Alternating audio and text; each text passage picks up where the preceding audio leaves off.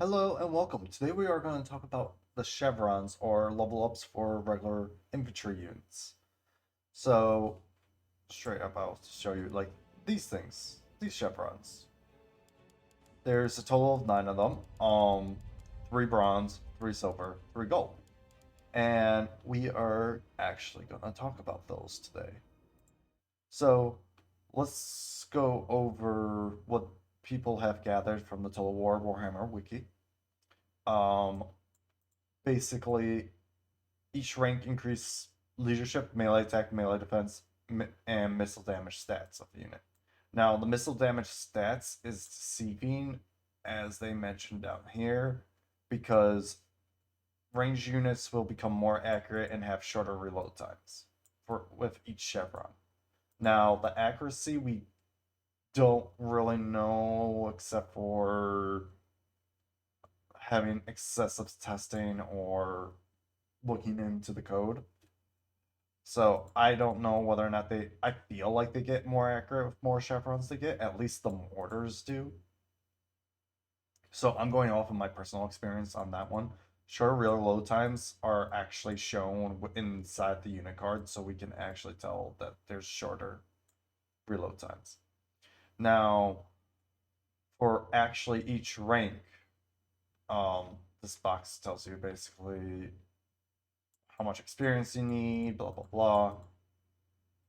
But the thing is, the only constant that we are able to find out, at least with my limited testing and looking at stuff, is that uh leadership goes by 1 each chevron, up to like 10, where the last one jumps to 2.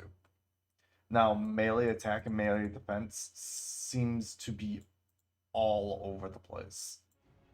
Because at first I thought it would be just a percentage based in how they do stuff. But in actuality, it's not. So, for at least for range units, there's no constant.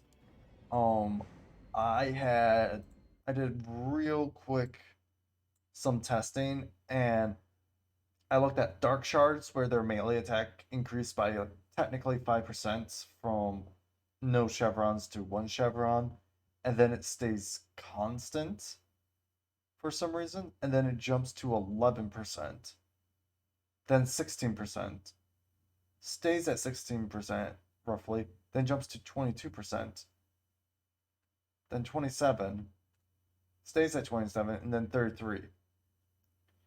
And I looked at the Shadow Warriors where from this spot to no chevrons to the 1 chevron, it's 2% difference. And then a 5% difference, 8%, 11%, 13%, 16%, 19%, 22%, 25%. So there has to be some behind the scenes stuff, because you're not really going to find a unit that is straight up the exact same. Like for sort of the Giselle situation, it goes from no chevrons to 1 chevron, 6%. It stays at 6%. Then 12, 18, stays at 18, 25, stays at 25, 31, 37. So hearing those numbers, it's like there's so much variance in this, and it doesn't make sense.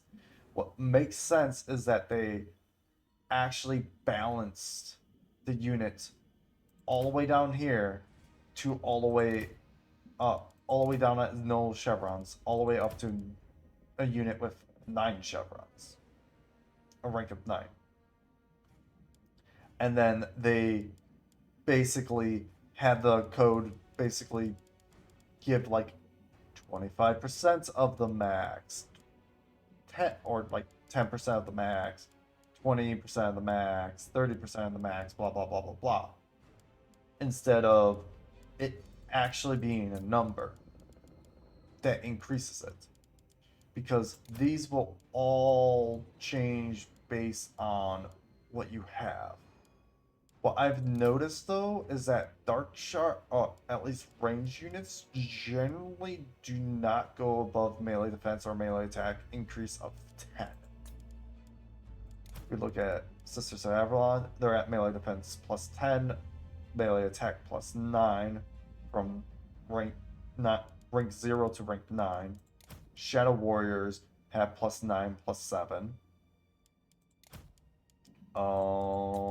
Let's look at just Rattling Guns is plus 6 plus 6. Giselles are plus 6 plus 6. So Gutter Runners are plus 8 plus 7. But so I'm thinking it's based on certain things. Like if we look at a Dread Saurian who has more melee defense than, or at least the same amount of melee defense as a Dark Shard to start off with, where it's 24 for Dark Shard, 26 for Dread Saurian. Dread Saurian gets increased by 8, while a Dark Shard gets increased by 7. So they're not far behind the Dread Saurian. But the Dread Saurian will get plus 12 melee attack. And I've noticed generally, they don't generally increase it more than 10. So, is plus 10 melee attack, melee defense really worth it? Not really. It's nice, it gives you an edge, but it's not really necessary. Now, for the missile strength, it's deceiving, as you'll see here. For Dark Shard, is base missile damage is 3, armor piercing is 11, and number of projectiles is 2, and it has 12.6 reload time. Now, if we look at the max rank Dark Shard, base missile is 3, armor piercing is 11, number of projectiles 2, reload time 10.4. So, if we look at both of them, they don't change damage. The only thing that changes is literally the reload time. So this is super deceiving in missile strength for each rank, since they will not do more damage, but they will do more damage in a quicker period of time. And I believe the same will go for Reaper Bow Throwers. Yep, looks like it. So, really, there isn't much difference except for how fast they shoot.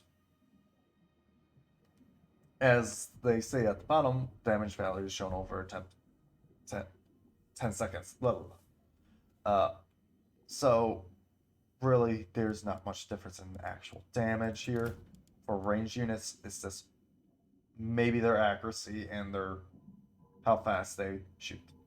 So, keep this as just a food for thoughts, so that you understand what the ranks do. Really, there's not really much difference.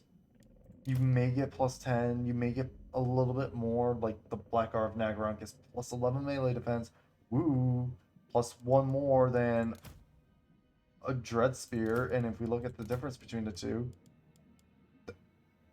yeah, they have more melee defense, but not by much. This is food for thought, so, because I was like thinking about it and be like, I wonder what the ranks difference is. And honestly, it's a lot of barely above 10s. So it can make some units 40 melee defense all the way to 50. There has to be a balance between that they've made that with a unit being the lowest rank all the way to the highest rank. And then the in-betweens are just like maybe percentages of the difference between the two. So, thought to put this out there so everyone can learn how this works and understand it. And understand that it probably isn't that important, but it's good to know for if you're doing range units, that if they get more accurate, you want to rank them up. Alright, this has been me, and I will see you guys later. Bye-bye.